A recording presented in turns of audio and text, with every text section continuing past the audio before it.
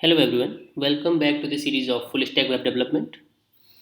In previous tutorial we discussed the introduction of Jam and a little bit PHP.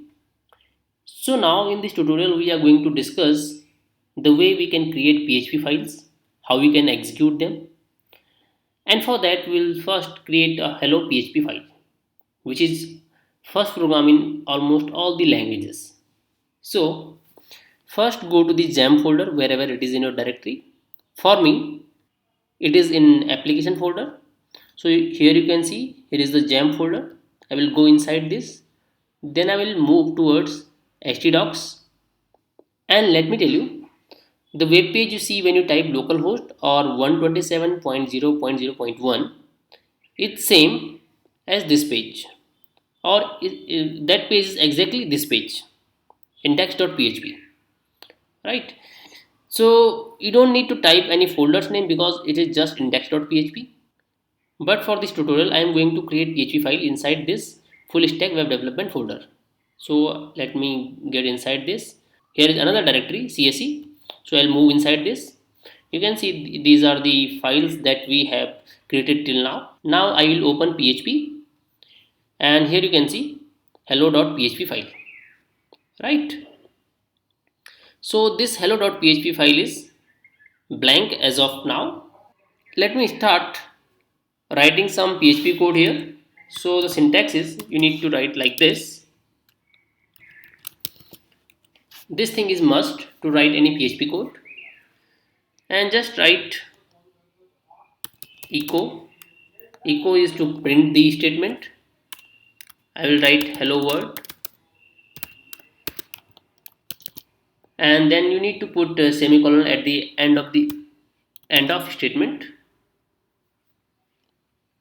In PHP, the keywords like if, else, or classes or function, or maybe user defined function, they all are not case sensitive, but the variables are case sensitive that we will discuss further.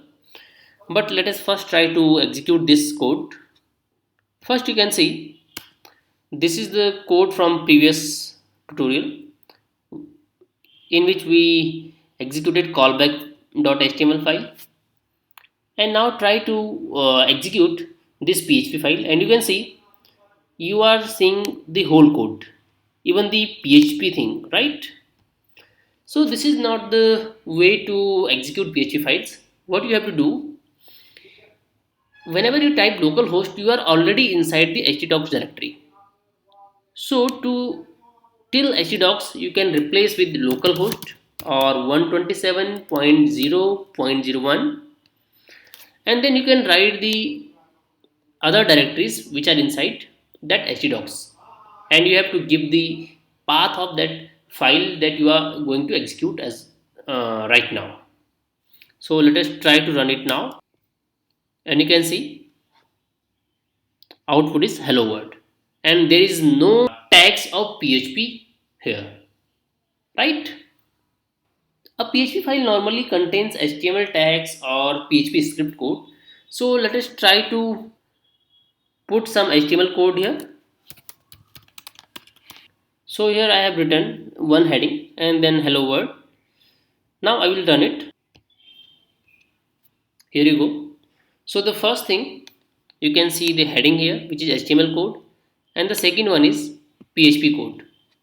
Although we will not use PHP code for this purpose only, because PHP is generally used for making the dynamic pages. So the thing we are going to show here will come from the database most of the time, right? So you have seen that how you can create a hello world PHP file, and the way we can combine HTML tags and PHP tags together.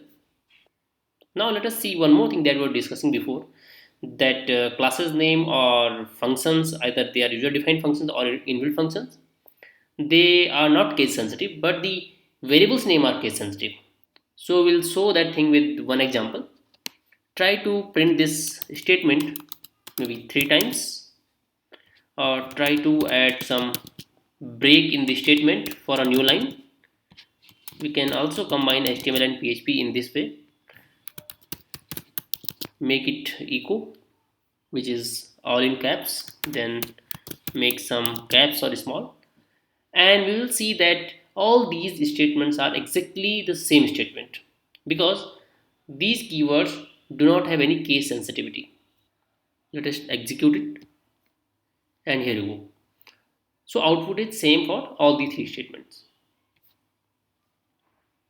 Now try to add some variable names and see if these variables are case sensitive or not.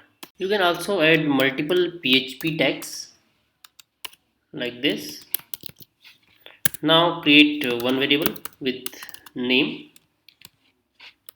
and I am giving it a value PHP. Try to print this statement. Whenever you combine two strings or string with a variable, we use it with the dot. So it is concatenating two strings. So programming language, and then I am going to write name, which is PHP. Then I am concatenating another string is very easy, which means programming language PHP is very easy. And now we'll end this statement with semicolon. Try to execute this program. Here you go. Programming language PHP is very easy. Now try to change the variable name to some uppercase or lowercase and see what it outputs. I will make this caps and see the output again.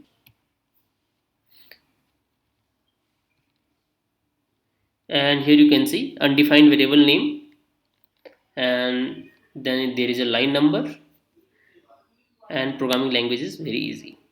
So it's giving us output, but the value of name is not there because the name is not a variable name here, and it's case sensitive, so it cannot find this, right? So we'll stop our discussion at this point and we'll continue further in next lecture. Thank you so much.